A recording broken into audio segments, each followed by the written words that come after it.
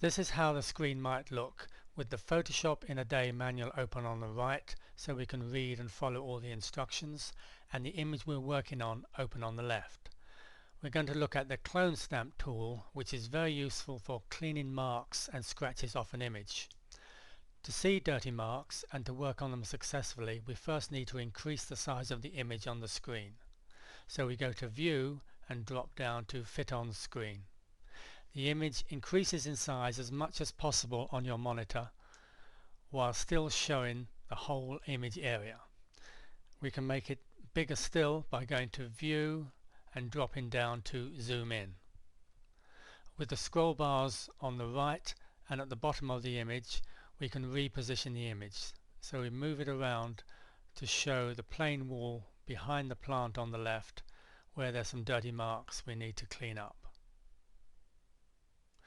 Now we select the clone stamp tool from the toolbox by clicking on it, and we need to choose a brush size.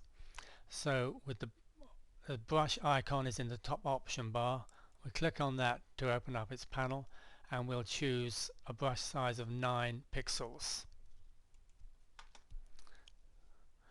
When the cursor is over a small dirty mark, the circle of the cursor should cover the mark completely. We move the cursor to a position on the background as close as possible to the dirty mark, where there is a similar tone and density. We hold down the Option key or the Alt key and click the mouse on that point. This action copies the pixels under the cursor. Since CS4, the sample picked up by the clone stamp can be seen within the brush's circle, and this helps the position of the repair more accurately. We move the cursor over the dirty mark and click again.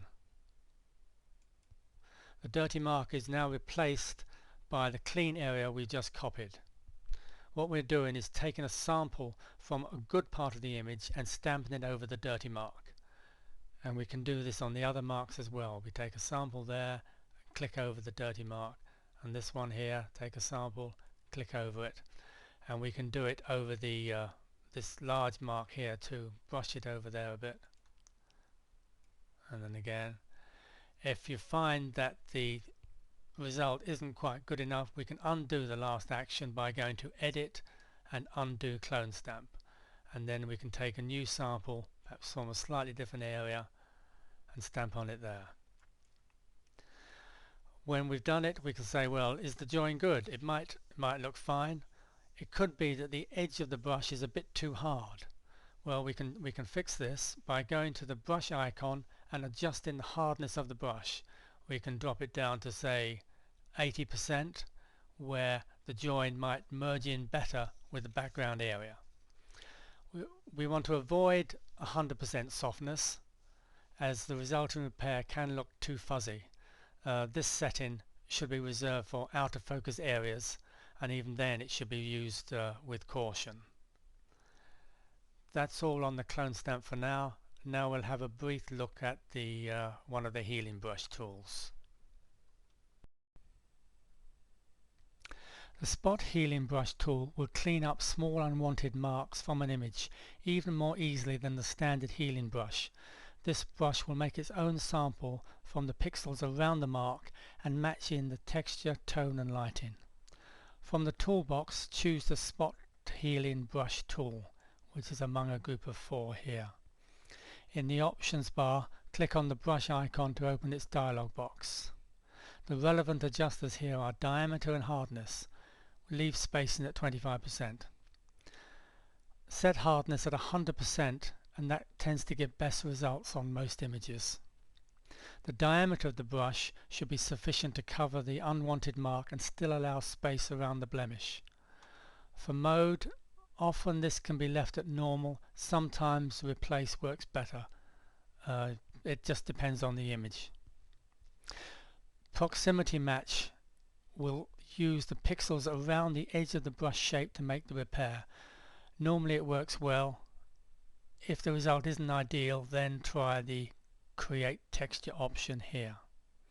So we'll have a brush size of 10 pixels for this image, and we hold the cursor over small white marks and click. There's one there, there's one there. The brush creates its own repair and merges the edge in with the surrounding area. Sometimes you'll find that a second or third dab with the brush is necessary to get a good repair. Little one there, little one there, and there's one down here. Also, the brush can be dragged slightly over larger marks and scratches. Do it in small strokes though, not in big long strokes. It works better with small strokes like this. Now the spot healing brush will certainly not work on everything, even though it seems to work like magic on many occasions. On fine detail, one can be better off with the standard healing brush and sometimes with the clone stamp tool.